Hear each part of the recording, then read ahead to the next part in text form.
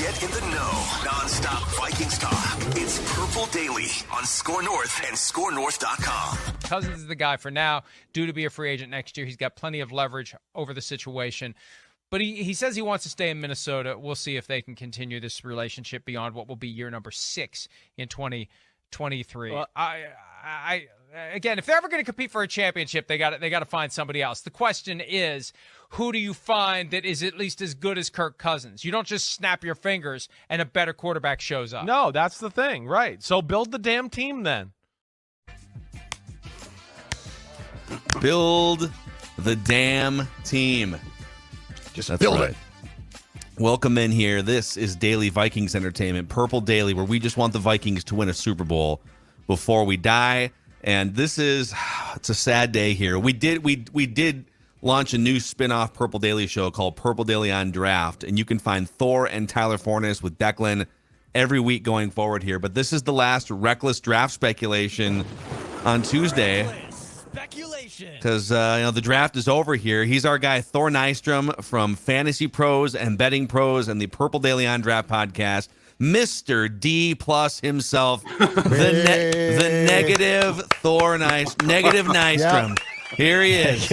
I am purple positivity Nystrom. now. Zolgad right here, purple positivity, because that guy. Here's a guy. Is Mr. D man. plus. They're going to get after me, aren't they? You gave him a D plus, dude. They should.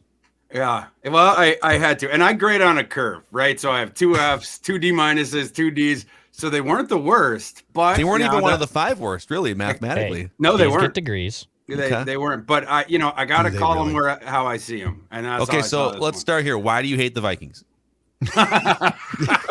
And how long have you hated this team? Yeah. When's the first time you started feeling the hate for the Vikings? Yeah. Well, I mean, look, you got to judge the ball where it lies. And I did like some of their picks. I did for sure. But other of their picks with very limited picks, I didn't like as much. And I'm sure we're going to get into all that. Let's start on a positive note here. What are the 2? So they made 6 picks. They also acquired a future 5th round draft pick. What are the 2 things you like best about their draft?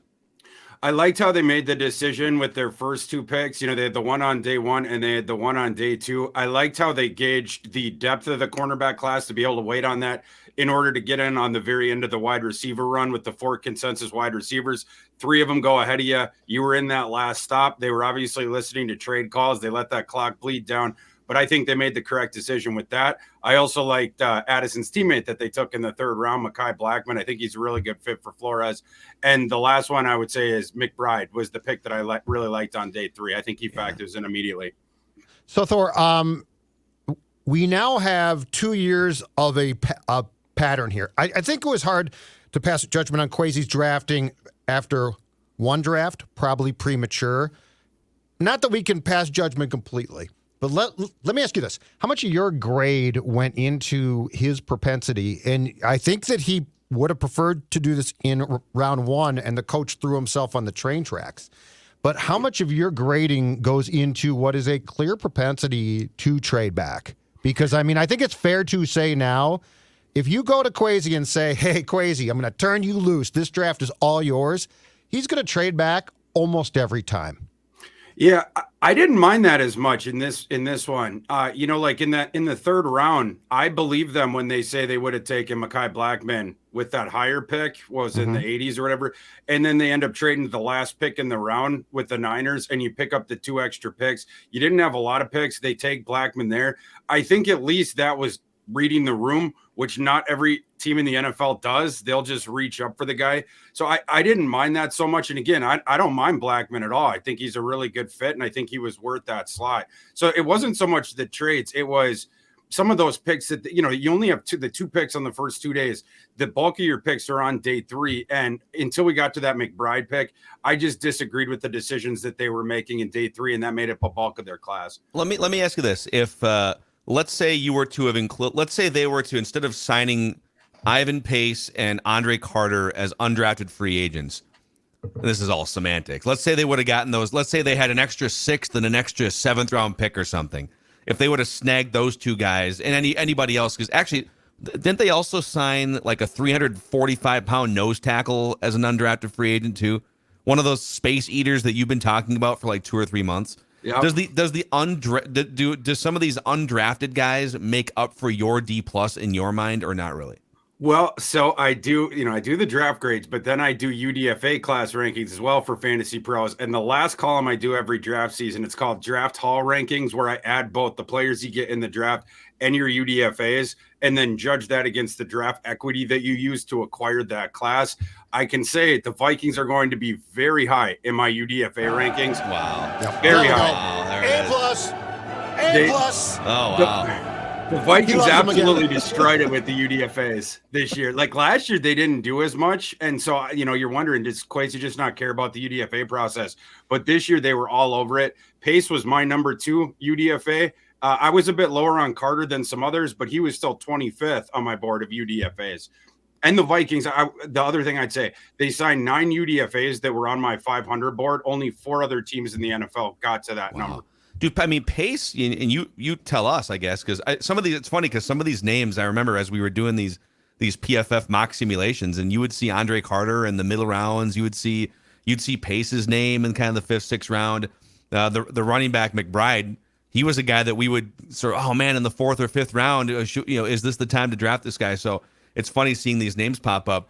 But Pace led linebackers in college football in pressures. He led linebackers in stop tackles. He's a little undersized, where he's like 230 pounds. And so, and correct me if I'm wrong, but some of the smarter all 22 film studiers than me say he might have some trouble with that size getting off blocks in the NFL. But to me, he kind of looks like someone that could be in line to be a special teams ace, or maybe even a starter at some point, maybe after Jordan Hicks is gone. So I really love Ivan Pace as an undrafted free agent. I totally agree with that. Yeah, I think I had him as a 4th rounder on my board. So to me, It's like, and maybe, mid to late, but like you're picking up a free 4th or 5th rounder just by signing that kid. The NFL obviously didn't take him. You're mentioning it. It's the size, a little bit smaller of a tackle radius, and not an elite athlete. He's just sort of an okay athlete. But just the tape and what he put up at Cincinnati, his game there, he was one of the better linebackers in college football, especially last year, but he's been doing this for a couple years now. So it's just one of those things of, does the athletic profile and his frame, will that translate to the NFL? But I agree with you. And that's why I ranked him where I did. At the very minimum, he is going to be a very good special teams player and provide linebacker depth. But yeah, I think he's got a real shot to develop into perhaps the heir apparent to Mr. Jordan Hicks. What, 4 picks, if I'm not mistaken, on day 3, okay? Yeah, which clearly is what your emphasis on the D plus was day 3. Why do you have such a hatred for Jaren Hall? Wild inconsistencies, old, and he's inaccurate. It would be the 3 answers to that. He does have physical. Well, that's just like your opinion, man. I mean, well, yeah, and Forno told me he was crying when the pick was turned in. He was so happy. He's like, I'm crying. This is my guy. And you're like, screw him. Oh, man. Yeah. He's Forno's guy. He's not my guy. I think in this quarterback class, when all those guys have been taken, I think I just would have laid off and done something else at the end there. But, I agree that he does have tools. He's a really good athlete. He's a multi-sport athlete, played baseball at BYU, played other sports in the past as well.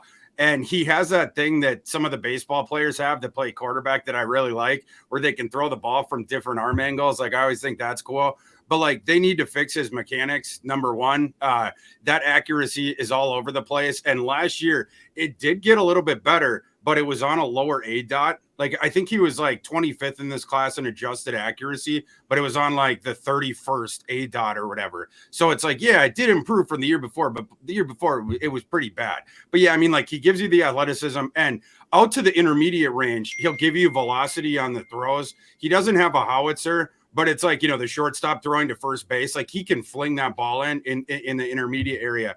They just have to fix the other things. I don't know if that's possible. That's why I was a little bit lower on him. So I was digging into some of the numbers on him, just going through, some of the PFF advanced analytics. So when given a clean pocket last year, Jaren Hall had the second best passer rating of any quarterback in college football behind only CJ Stroud in clean pocket. Yeah. But the reality is, clean pocket isn't necessarily life in the NFL. You're going to, even with the best offensive lines, you're going to have a dirty pocket or face pressure 25 to 40% of the time in the NFL. And when he was pressured, his passer rating dropped from like 131 down to like 45 or 49. So what do you see from Jaren Hall when conditions are clean? I mean, this is kind of what we talk about with Kirk throughout the years. Kevin O'Connell did a pretty good job getting Kirk to play with a more quiet mind last year, whether that's when facing pressure or whether it's more just like the hypothetical pressure of trailing in the fourth quarter. How much can you fix a guy, and what have you seen from Jaren Hall when he struggles with pressure?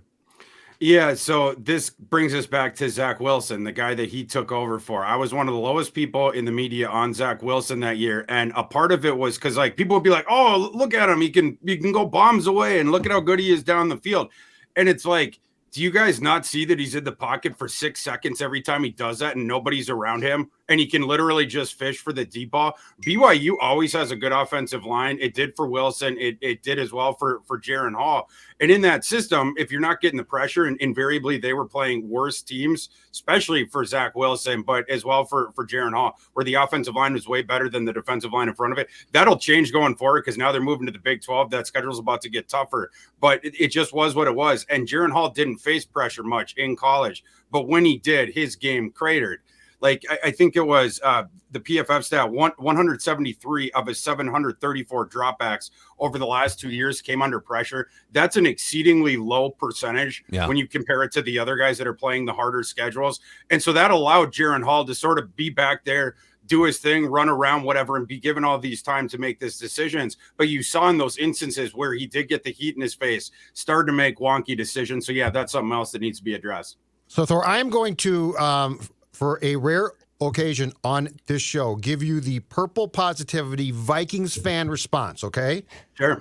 So here is my... Yeah, this is big of you, Judd. We should almost track mark this for future reference. Yeah. Yes. This is very, very rare, but I'm going to tell you why I think you might be wrong eventually, okay? Oh, wow. Yeah, let's hear it. Zach Wilson was a very high draft pick. He was also thrown onto a Jets team that had a defensive-minded coach. That doesn't mean that the staff was bad, but it definitely was probably not prepared. Jaren Hall is a fifth-round pick. Mm-hmm. He's being put on a team with a former quarterback as coach who is perceived. I mean, at the end of the day, one of the reasons why KOC got this job was that. It's because he was not a defensive guy like Mike was. So with a year to work, because you're right, okay? If you throw this kid in September, he's screwed.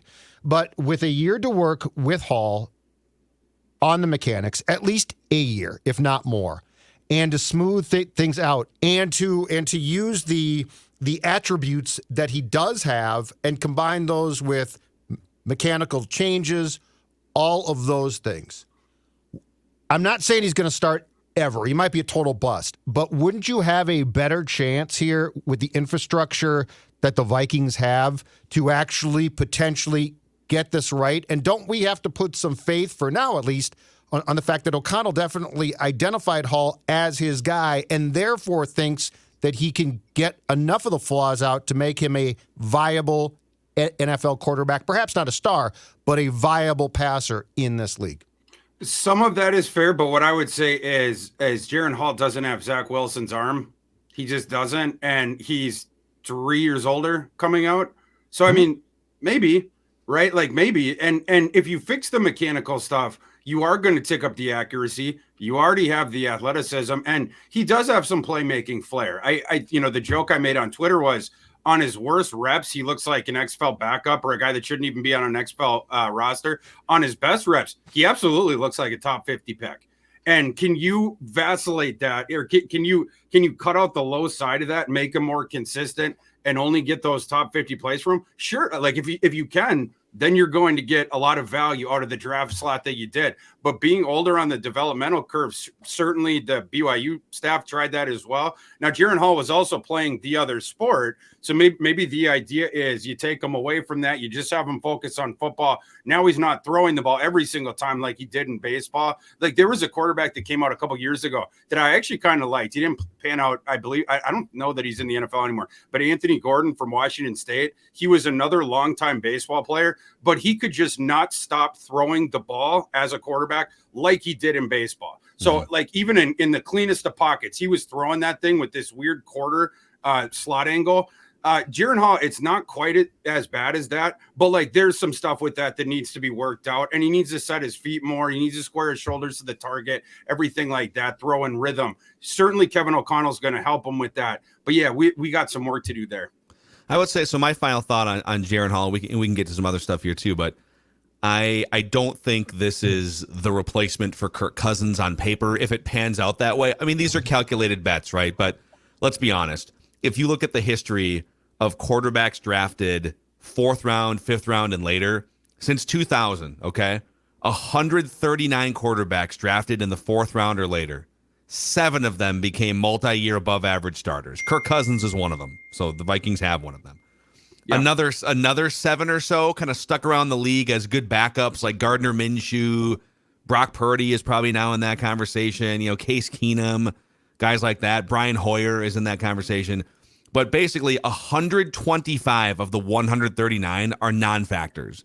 So the odds of even being a guy that pops up for a year or two as a quality starter are low here. But I do agree with Judd in that this is the type of infrastructure that would potentially yield those results, much like San Francisco and Brock Purdy. If Brock Purdy goes to the Houston Texans and gets thrown in the fire, it might be a totally different story. But when you get the offensive guru and you get great weapons and all these other things, there's a better chance. And I will say, and you can tell me if you see the same things here, Thor, there's like 2 or 3 qualities about Jaren Hall that I do love that could actually be, indicators that maybe he can figure some of this stuff out.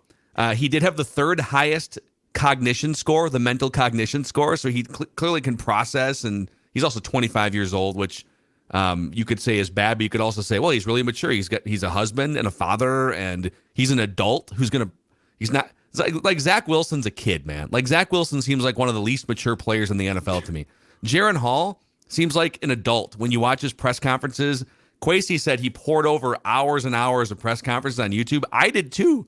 After he was drafted, I was like, I'm going to go watch an hour and a half of Jaren Hall press conferences. And I came away thinking, this is a really mature leader type personality here who's treating the media with respect. He's, there's the anecdote from Kevin Seifert, from the Vikings director of college scouting, who said the Vikings tried to sort of bait him into throwing a wide receiver under the bus who ran the wrong route on a play. They literally showed him a play. It was like an interception where the receiver ran the wrong route, and they wanted to see if he would throw the receiver under the bus, and he didn't.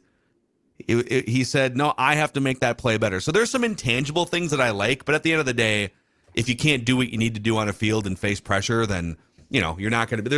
Tim Tebow was a stand-up guy and a great leader, but at the end of the day, he couldn't complete a pass, right? Yeah. So you have to have both in the NFL.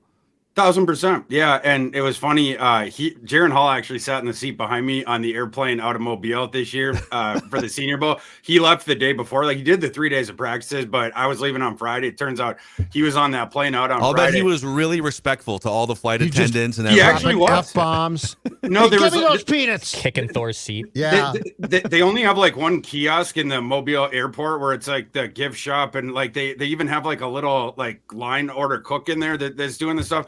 And I seen someone like out of my peripheral vision. They were like looking through like the Kind bars and stuff like that. Someone bumps into him on the way, and the guy's like, "Oh, I'm like," the guy who got bumped into was like, "Oh, I'm so sorry." He turns around, and it's funny. I was sitting across from Forno because we were on the same flight out, flying back, and I was like, "Is that Jaren Hall?" And he turns around. He's like, "Yeah, that's Jaren Hall." And then it turns out he was on the seat behind me. Very, very pleasant kid. And I was happy that he hadn't read my analysis of his play in Mobile, because I was like, he's gonna kick my seat. Yeah, it wouldn't be so pleasant. Yeah, you jerk. Oh, amazing. So, all right, I'm not sure. We'll have to see what happens with Jaren Hall here. Interesting prospect in some regards. Thor might have gone in a different direction with the draft there, but on the defensive side, so let's get into some of these guys. Mekhi Blackmon. So last year, only 2 missed tackles, and it wasn't like he was avoiding, right? He seems to be a confrontational player in a good way. Yes. Only 2 missed tackles all year. Second highest coverage grade by any drafted quarterback behind only Devin Witherspoon, according to Pro Football Focus. And when targeted in man coverage, and he was targeted only 18 times in man, and you can speak more to the scheme than I can, but 18 targets in man, only 4 catches allowed, and 9 yards after the catch total. So there's some interesting things about him. Some people are saying maybe he's more raw, but what do you see with Mekhi Blackmon? I don't know how you can call him raw. Like another stat of him last year in this cornerback class, he was top 10 in snaps in outside press man coverage, and he dominated like he did last year. You mentioned number 2 graded cornerback outside of Devin Witherspoon, the forced incompletions, everything like that. And then absolutely he comes up and helps in the run game, and he doesn't miss when he's on the doorstep. I believe he was also top 10 in tackles in this cornerback class last year, and just in the aggregate. And despite that, he only misses the 2 tackles. So obviously he's near the top of this class as well in lowest missed tackle rate, whatever. But yeah, in coverage, I really like the way that kid covers. And he reminds you of a Brian Flores cornerback, why it wasn't a surprise they did that. Fights you off the line, super duper feisty right from the start of the play, and then all the way down the field. Like, you're not shaking him. And the only sort of nitpick with him is he remains perhaps a little bit too aggressive as you go along in the route. And he's not one of those guys that struggles to get his head around, but I wanted him to give up on the fighting at that point and then just attack the ball. And if he does that, he's even going to tick way more up in coverage. That's really the only peccadillo right now, because once that ball's coming, the refs are going to start to flag you for some of that stuff that he's doing. And he did draw a little bit of laundry last year. But again, there's some guy, like, for instance, Christian Gonzalez. I was lower on him than most of the media. And the reason is I'm seeing the same thing they are with the athletic profile, with how close he sticks to guys in coverage. But Christian Gonzalez does not naturally turn his head around for the ball. He just does not have a knack for that. That's a bit of a red flag for me with a cornerback. So even if you're Adonis, and even if you never give up separation, you saw with Christian Gonzalez, he gave up an excessive amount of completions and yards in college because of this. Like, even if he's close, they can just throw it, and you can sort of throw the wide receiver open because he can't make the play on it. That's not Mekhi Blackmon, but he has to stop fighting when that ball is coming. So, Thor, past 2 drafts now, 4 cornerbacks: Booth, Evans, Blackmon, and Jay Ward. Jay Ward, 4th round pick on Saturday.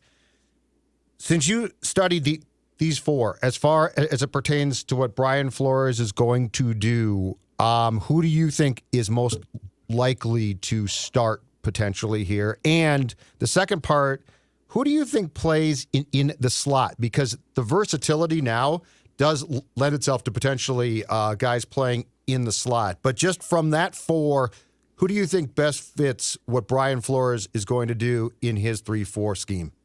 Mekhi Blackmon. And I think Mekhi Blackmon's starting as a rookie. Interesting. Yeah. Okay. Mm-hmm. And beyond that, Ward is next, do you think? Booth? If he's healthy? Yeah, I mean, like, in terms of ideology of Flores, I think Ward fits that more, just with sort of the versatility, stepping up to help against the run. But, like, I wouldn't put him above my hierarchy of, like, Booth in terms of getting on the field. Booth certainly has the highest upside of all those guys. It's just, like, have they fixed the instincts over the offseason and in his first year, whatever? We'll find that out. But, yeah, I'd put him the leader in the clubhouse for the other boundary thing. I think Murphy is going to be in the nickel role. That's what they told him right away. I don't think anything that happened over the weekend changes that. And then you have Jay Ward. They got to decide what Jay Ward is. So right? Jay Ward, I just want to bring the stats to the table here for the audience. So Jay Ward played everywhere for LSU last year. He played 178 snaps on the outside, 230 snaps in the slot, 108 snaps in the box, basically as a linebacker or like a safety up in the box, and then 104 snaps back at free safety. What of all those things, in the box, free safety, outside corner, slot, can he play all 4 of those in the NFL? Would you narrow down to 2 of them? What would you say? Well, so I would have him at nickel. I think that's probably what he's going to be the best at, and the NFL projects the best too. But, like, you're wondering, like LSU, they never kept him at one spot. It was like, they started him a bunch on the outside, in the nickel and deep, whatever. And can the Vikings find a spot for him where he's better than anyone else on the roster? Or is he just going to be like a tweener who's like at every single one of those things? He can technically do it, but he's not as good as anybody else on the roster. That's my only concern with him. But yeah, like, if it was me, I would stick him in one place and try to develop him there for the NFL. And then if the rest of the stuff ends up that he has the skills to do the rest of the stuff at a high level in the NFL, sure, then start moving him around. But, like, I think that hurt his development at LSU. Like, oh, you're an outside corner. No, now you're a free safety. No, now you're the nickel guy. Oh, now we're going to use you as an extra linebacker in the box. And like, I just don't think that helped his play, specifically in coverage, because that's my big question with him is at what one of these positions is he going to be good in coverage? They never found a spot for him at LSU where he was good in coverage. They really like him because he came up and he helped against the run, high effort player, team leader, different stuff like that. So I get all that different stuff. But if he can't cover at a high level at any one of those positions, then you just have a DB that can't cover who will help up against the run. That is a dime a dozen in the NFL, and they're going to be out of the NFL quick. Boys, I'm going to blow your mind with another factor here, too, that is not being discussed, and it should be. Yeah. Oh, look at this guy right now. In my opinion, Jay Ward is going to be somewhat of a developmental guy, and what you just talked about will apply to Cam Bynum. I don't think he's going back to safety. Because C needs to start. He is a first-round pick. If I'm Kwesi, the first thing I did when I talked to Flores was say, Scene starting, right? Like, that's his first-round pick. Yeah. If he starts at safety with Harrison Smith, Bynum, who played every snap, so he doesn't deserve to be benched, can play corner too. Mm-hmm. I think that there's a fighting chance that Bynum goes into the role, Thor, that you just discussed, and Ward unless there's injury problems, which there probably is going to be at some point in time, Ward fits into a backup role there. But Cam Bynum, to me, is the wild card. He's got experience. He's a nice player, but there ain't no way on God's green earth if Scene shows up prepared to start that I'm going to say, hey, dude, you are still a special got nothing team. for you. Yeah, that's a ridiculous notion. So that's what I think is the X factor is Cam Bynum playing a lot in different roles. I agree with everything you just said. Scene's definitely starting next year. And yeah, the interesting thing becomes, what do you do with Bynum? Bynum was a really good corner at Cal in college. And we were wondering when he was coming out, like, would a team consider shifting him to safety? Because he is a really, really, really smart kid. He was one of the smartest defensive backs in that class. But then also it's like with the athleticism thing, is it better for him to be on the back end, whatnot?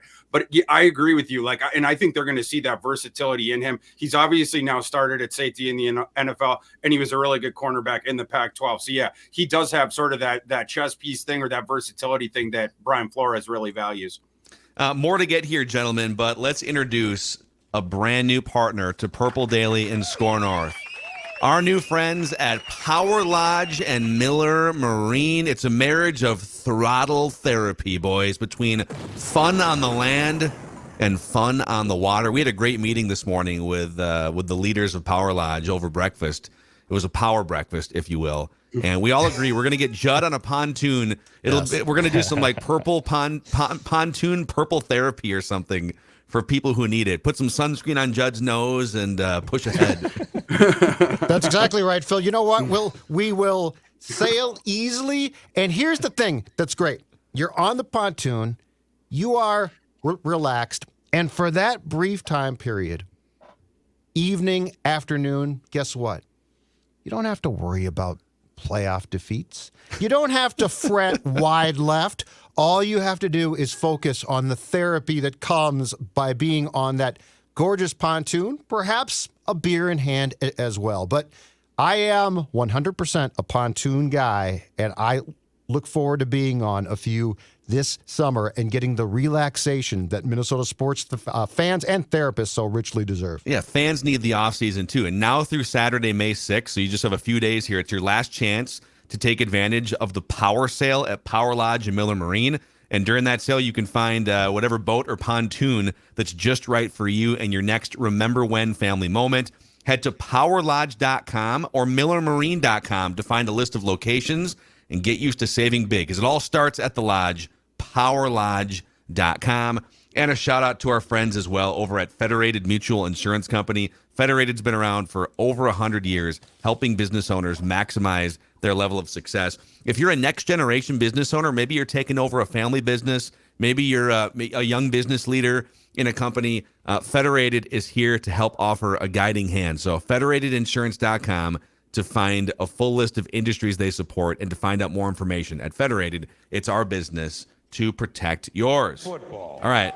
So I have a really geeky draft question, and maybe this is part of the reason why you gave them a lower grade here, but it seems that the Vikings, instead of going for the higher relative athletic score, the higher RAS guys, the guys that wowed you with 40 times, and like Jordan Addison, for instance, he doesn't have a great 40 time. He's not like 6'4", 220 pounds, runs a 4.40.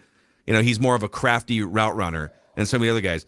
It seems to me like they went with players that they thought jumped out on film to them as players and guys that could fit Brian Flores' scheme. Kevin O'Connell, what he wants to do. Is there any merit to that? Is that part of the reason why you maybe dinged them, that they just, they really weren't going for the guys that might have the biggest upside with RAS scores? That's a little bit for sure. I mean, athleticism data says, it's especially certain athletic tests for certain positions that increases your odds of success. So sure, that some of that's baked in there. And then like just circumstantially as well, because like the Vikings weren't doing as much projecting on just the athletic profiles, but they were projecting nonetheless, right? Like with Jay Ward, you're projecting that that game's going to call the versatility, the tweener thing is going to turn into versatility. With Jacqueline Roy, what you're projecting is we're getting the 2021 guy. We're going to turn back the clock there. And then the developmental curve will go up from there. And then the regression last year, that was just a fluke, so like, I mean, they're doing some projected, but yeah, that their class was on the lower end of the NFL just in terms of aggregate athleticism for sure. But to me, that's not as big of a deal because I know the guys that they got can play. So of the day 3 guys, Thor, potentially, who do you think, if in any of those 4, could be playing in 2023? McBride, the last one that went. Let's talk about him. Yeah, let's talk about him. I think he can get into the backfield rotation right away. Wow. And he might even be the early down guy for the Vikings next season because we know the Dalvin Cook trade is coming. Dalvin Cook's not going to be on the roster next year. And so then when you think about now it's Madison, Chandler, and McBride. I think McBride might be the best early down runner of those 3 guys. Now, he's definitely not a receiver. That's why he fell down the board a little bit. And his hands are a little suspect. Fumbling is the one problem with him as a runner. So he has to clean up the ball security a little bit. But like just the skill as a runner, you would put him very high up in this running back class. He's an awesome runner. He runs fearless is my favorite thing about him. And it's like this never say die kind of attitude where the ref's got to blow the whistle and he has to physically be on the ground or whatever, or those legs keep churning. That's how fumbles happen. Sometimes it's best to go down. Sometimes it is. Yeah. And that accounts for some of it was like extra fighting when, who knows, maybe he just should have given up, but like he's a die on the sword player, which several of the guys, I mean, that was one of the ethoses of this class. I thought like a lot of those guys they got are like die on the sword kind of guys, but like, I like the power McBride runs with, and he has more agility than you would think, and maybe not the joystick stuff, but the stuff where it manifests, so like being able to change the defender's angle right when he's on your doorstep. So instead of hitting you flush, it's off angle and he's going to run through arm tackles.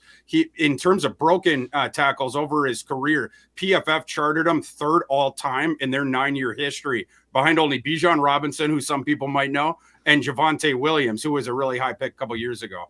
I think I saw him. This might be incorrect, but I'm pretty sure I saw his missed tackle rate last year was like 35%. Yeah. Is that so? He's just, and there's some of the tape you see. He's got a spin move. He's breaking arm tackles like Thor said. So if we assume there's a Dalvin Cook trade and there's been some steam that maybe it's a 2024 5th or 6th round pick that they've been kind of sitting on for a while here. So if it winds up being McBride, Chandler, and Alex Madison, not a great pass catcher either. Can Ty Chandler? I think Ty Chandler caught 19 passes once in college. So do they have any running backs? I mean, Wongwu hasn't really gotten any run outside of special teams. Dalvin Cook wasn't the greatest pass catcher, but you could count on him for maybe 35, 40, 45 catches. Or does that part of it just kind of go away for the Vikings offense? Well, for me, it would be Chandler, and some of that stuff is usage. Like UNC like to use the one guy on the early down stuff, and then they'd like to bring in a different guy for the pass catching and whatnot.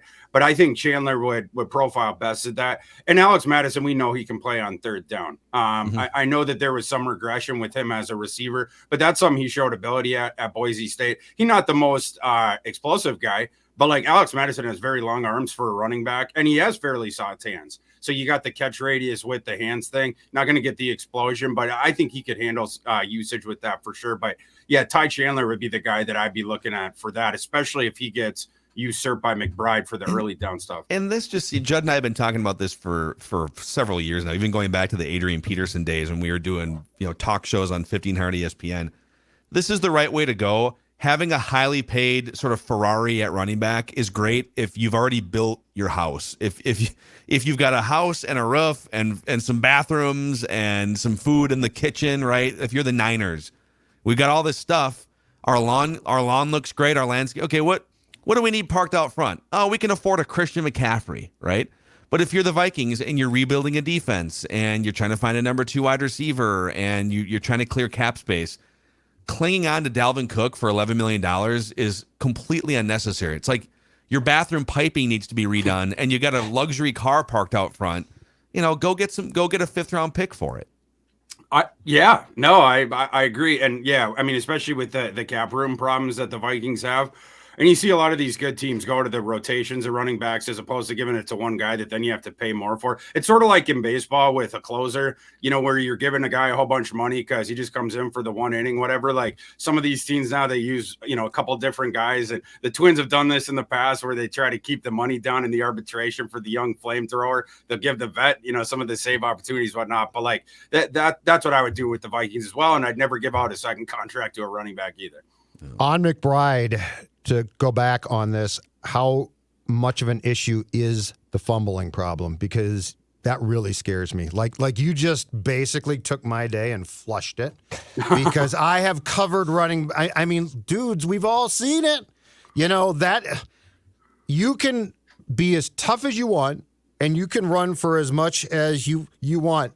But at the end of the day, in 2009, one of the reasons why the Vikings didn't play the Colts in the Super Bowl was because the running back struggled to hold on to the football. So what are we talking about?